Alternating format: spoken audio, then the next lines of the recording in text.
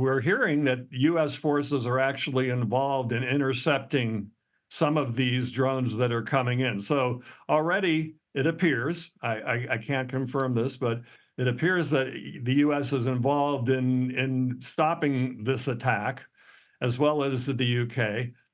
And but the U.S. obviously doesn't want this to really escalate further into a major regional war. So perhaps it will try to restrain Israel's response. I think that's going to be hard to do. But I imagine that America's plan would be to try and contain this to a relatively to a tit for tat and try and leave it at a certain point and not escalate this into a long regional war. All right, Robert Berger, thank you. Thank you. Now I want to head back over to CBS News contributor and former chief of operations in the CIA's Counterterrorism Mission Center, Andrew Boyd. So, Andrew, let's start off, given your experience with the CIA, talk to us about how the CIA and Mossad will work together in the wake of these attacks. So again, we have a close, my former employer, have a close relationship, intelligence sharing and whatnot. So CIA and Mossad be deeply involved in this. But right at this very moment, this is a military operation, and the collaboration is between the IDF and the Department of Defense, principally Central Command and its subordinate commands under General Eric Kurilla. But throughout the war on terror and both terrorist attacks directed against the United States and its forces, or terrorist attacks directed against Israel and its forces, there's been deep collaboration between CIA and Mossad. And Andrew, Iranian state television is reporting that in addition to these drones, that there were also ballistic missiles that were launched. How does that potentially change how Israel and others are viewing this attack? So again, I mean, I don't think people are saying that there's ballistic missile attacks. Again, if there was a ballistic missile launch when this reporting started, I think there would have been impacts in Israel by now. So we have to just wait and see on that. But the reality is that ballistic missiles are much more targetable than drones. I mean, again, drones, you can target them, but their accuracy is not quite as substantial. And the warhead on a drone is going to be significantly smaller than most ballistic missiles.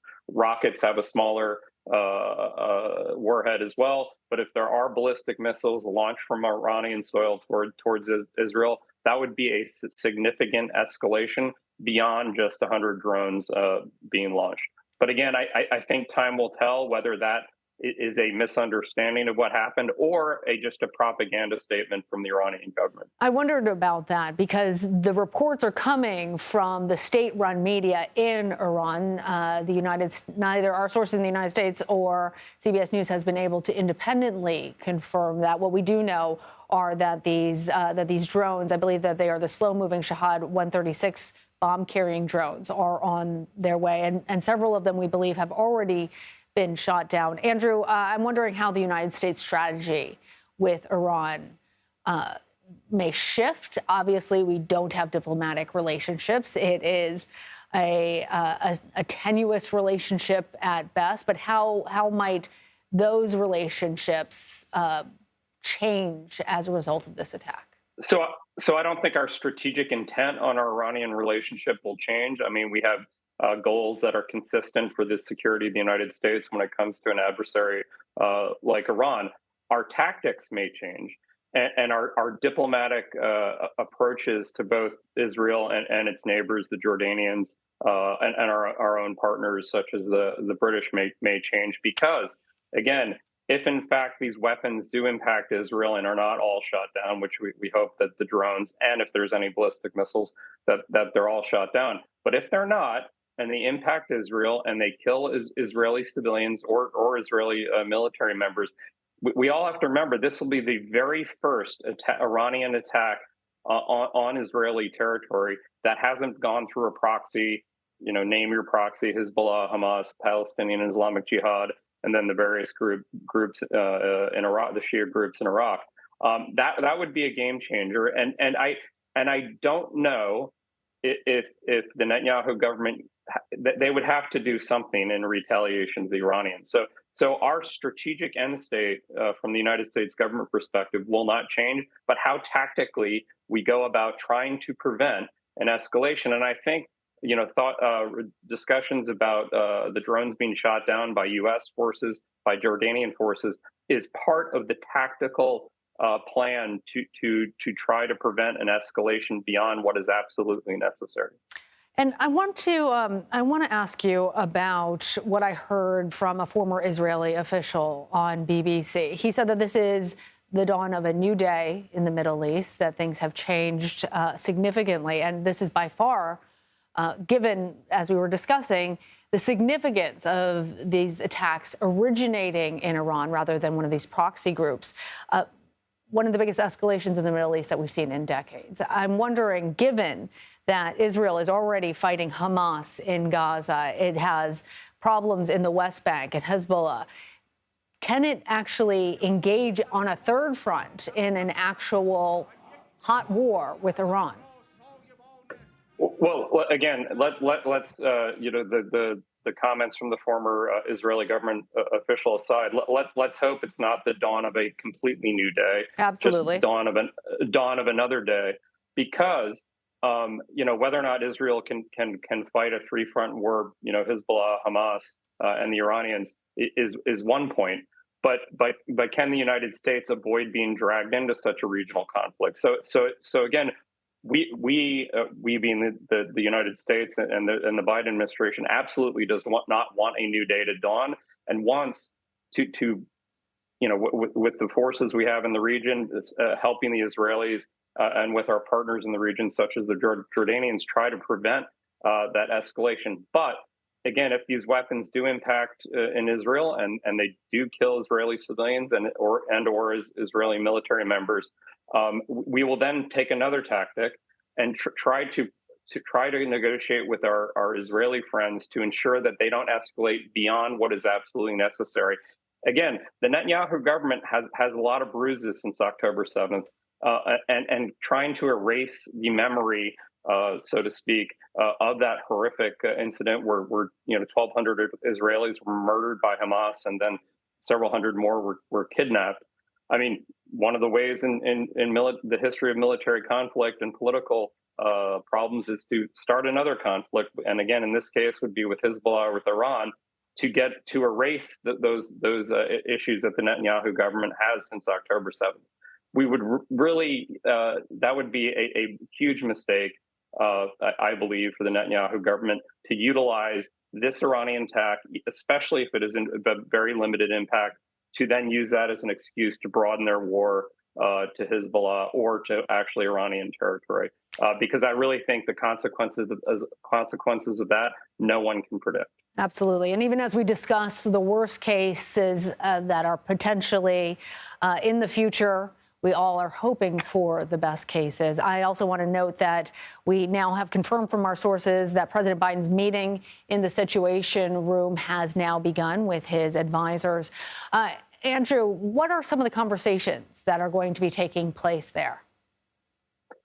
So President Biden's national security team will be talking about various scenarios that could unfold over the next couple hours, the next 12 hours, the next 24 hours, and what various options they would endorse, both for our commander in the field, in this case, General Kirill, the commander of Central Command, but also what the diplomatic dialogue will be with the Israelis and all of the partners in the region.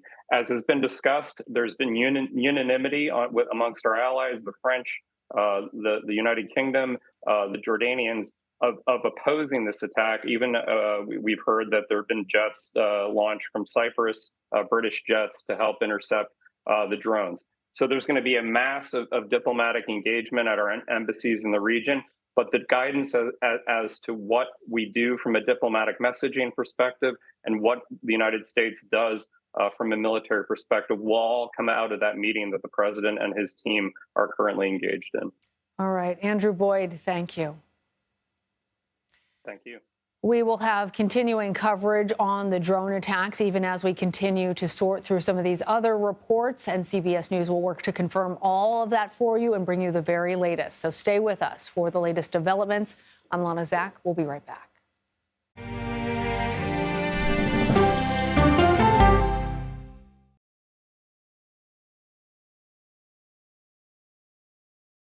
Mr. President, there's a lot to talk about. A lot to talk about. Does this carrier strike group stand ready? It's just incredible to see there's an active search and rescue operation going on 12 hours after this accident. The CBS Evening News with Norah O'Donnell.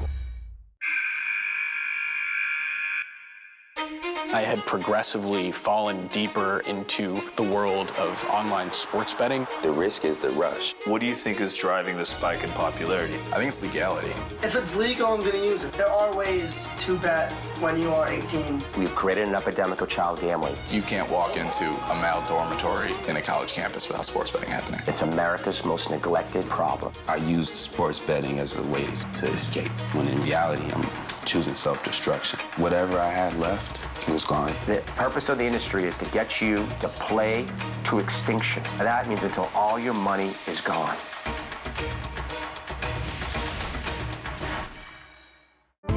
Stories start with the who, what, when, and where. But it's why it's important to you that matters most. Knowing what to ask is how you open the door to a deeper understanding. See you on Prime Time, streaming free everywhere.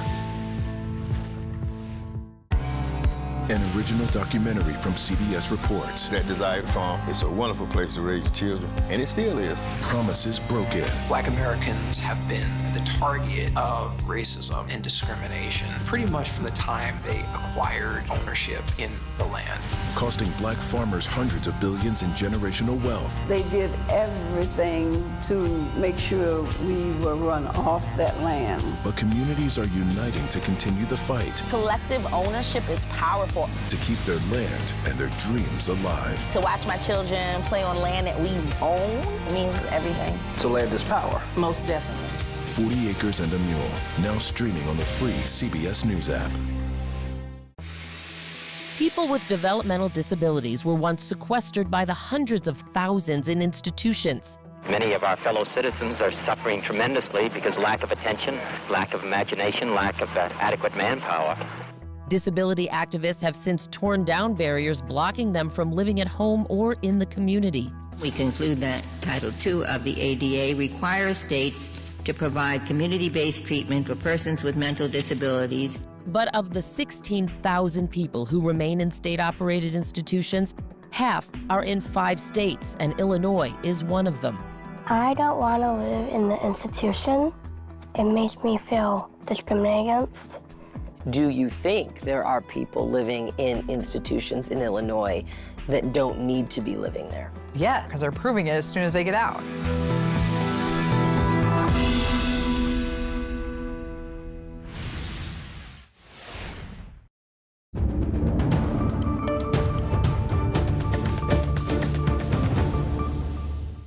Hello, everyone. I'm Lana Zach. We are following breaking news. The IDF says Iran has launched drones towards Israel. This is not unexpected. It's in retaliation for a strike in Syria this month that killed 7 Iranian military officers at the consulate there. Iran blames Israel for that strike. Israel has not taken responsibility for it.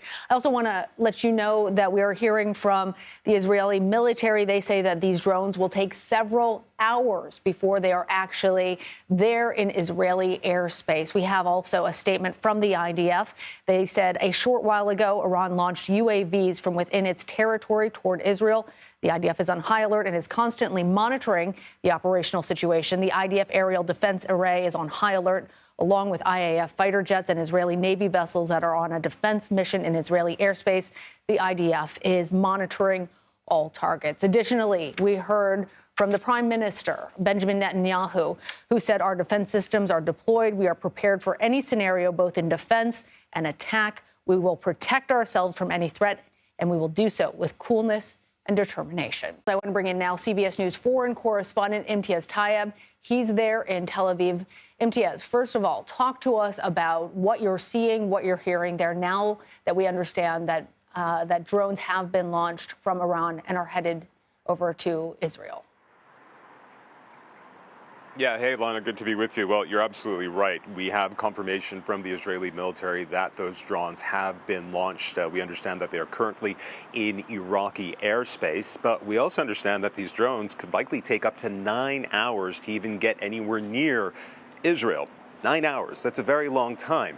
So the question then becomes at what point does Israel, which has one of the most sophisticated aerial defense systems in the world, will intercept those drones? And if these are, well, they are the Iranian drones, but if they are the variety that we've seen Iran use in other arenas, and this notably when it comes to Russia purchases Iranian drones, which are called Shahid drones, and they use them in Ukraine. And Ukraine very successfully shoots those out of the sky. So one would imagine that that is something that Israel will be able to do. Whatever the case, we have, of course, been hearing from the Israeli military who say that they are monitoring the situation. We heard from, as you were saying, from Hagari, who was saying that not only is the aerial defense array system on high alert, but so too is the Israeli Air Force, the Israeli Navy, but more importantly, that they are also working in concert with the U.S. as well. So there's a lot of moving parts here right now. This is, of course, concerning. But again, when we look at the timeline of how long these drones could potentially reach Israeli airspace, if they ever do, the question is what is Iran trying to achieve? And more importantly, is this all they're going to do, or is this the beginning of what they're going to do? And again, what they're going to do because of what? This is in retaliation for that strike in Damascus at the Iranian embassy there, in which 12 people were killed, including a senior military commander from Iran. Since then, Iran has been vowing that it would avenge that attack, and now it's started. But again, we have many, many more questions than answers. But all we can say, or what we do know for sure, is that this has begun. Imtiaz, as we have heard that so many of the different principal actors in this want to bring down the temperature on the situation. And given that you mentioned that Israeli defense forces are positioned through the Iron Dome there to potentially take down all of these drones before they ever make it to make a strike in Israel, will that be sufficient? Do we have any sense of how much retribution Iran feels like they need in order to, at a minimum, save face following the killing of those military leaders? Yeah, you bring up a really fascinating point, Lana, which is, that's really what this is about. Iran feeling like it has to respond and it has to show this show of force. And that is what's kind of fueling this. And so, when you talk about there are obviously other actors involved, the U.S. a very key player in this, calling for restraint. We understand that over the past several days that the U.S. has been communicating with Iran through the Swiss embassy inside Tehran. Switzerland has an embassy in Tehran. And so the U.S. sends messages to the Swiss embassy, which then goes to the Iranian leadership, who then communicate again through the Swiss embassy back to the U.S. And we know that there has been a lot of this communication been going on. And what we understand from that communication is that both the Iranians and the U.S. have said that they do not want a major escalation, that they do not want to trigger a wider war across the Middle East, which many people say would be catastrophic. In saying that, as you so rightly point out, Iran feels a lot of pressure to do something. The question is will they do something beyond what we're seeing now, which is the launch of these drones from its airspace, now traveling here to Israel? Again, it's going to take 9 hours for those drones to get here, if they ever do.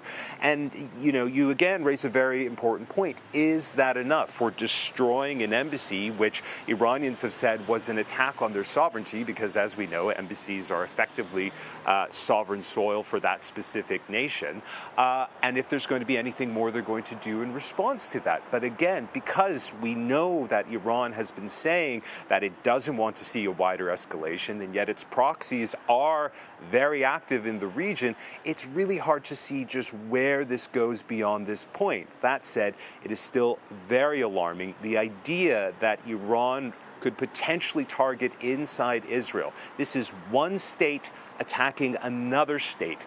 That would be very serious indeed, and is something that has not happened in a very long time, at least in this context, and so it'd be very, very worrying indeed. MTS, for our viewers, you are there in Tel Aviv. It's about 10:30, I think, at night there at this point, so late in the evening.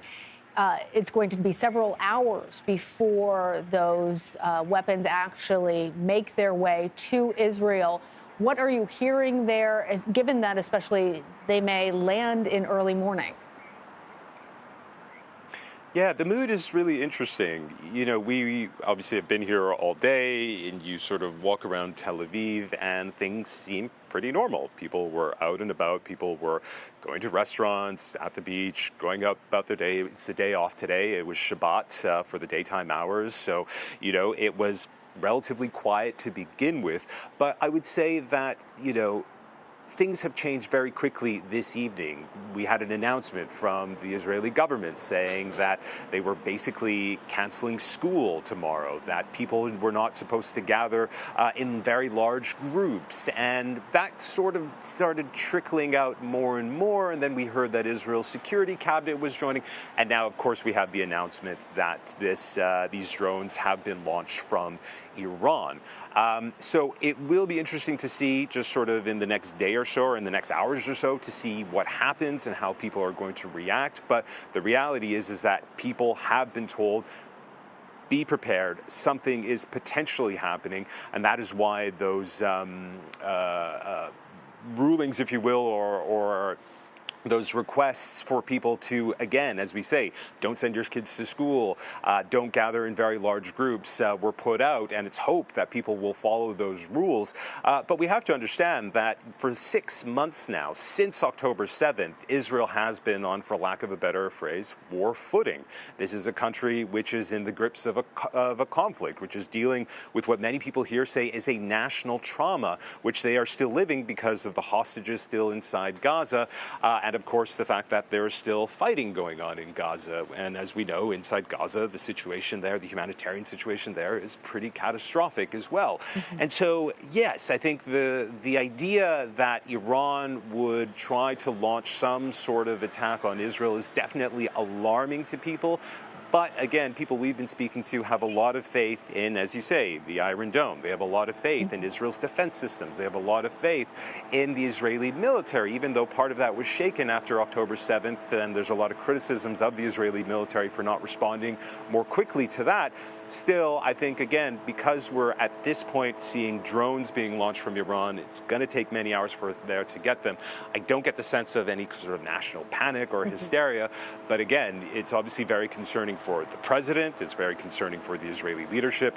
And that is why at this moment, so many high profile and so many high level interactions are happening at this stage to figure out not only what's happening, but what could potentially happen next. All right, MTS, we will continue to check in with you. For now, please be safe. Sunday morning, Oscar winner Michael Douglas is Ben Franklin, plus The Who's Tommy on Broadway, and on the hunt for Thunder Eggs. Listen for the trumpet. Tonight, breaking news. Iran strikes back at Israel. The Islamic Republic takes direct aim at the Jewish state as Middle East tensions soar. Iranian commando sees a ship in international waters. President Biden rushes back to the White House, cutting his weekend in Delaware short. I'm Deborah Patter at an anti-Benjamin Netanyahu demonstration with the latest on heightened tensions in Israel. Also tonight, stabbing spree. At least 6 people are killed at a busy mall in Sydney, Australia. The attacker shot dead by police. If she didn't shoot him, well, he would have kept going. Plus, payout fight. Where are O.J. Simpson's millions? I'm Elise Preston in Los Angeles with a look at the fight brewing over how much O.J. Simpson was worth and who gets access. Deer dilemma, the controversial plan to eliminate an invasive species on California's Catalina Island with sharpshooters. At the Masters, a tight race with Tiger purring on the course. I'm Omar Villafranca at Augusta National, where Tiger made history again. And later, they are the real-life Rosies. Rosie, the Riveter. 8 decades later, a nation honors the women on the home front who reshaped the workforce. We can do it. This is the CBS Weekend News from Washington with Adriana Diaz. Good evening. I'm Weijia Jiang in for Adriana. We begin with breaking news. Tonight, Iran sent a wave of drones toward Israel as Mideast tensions soar. The aerial attack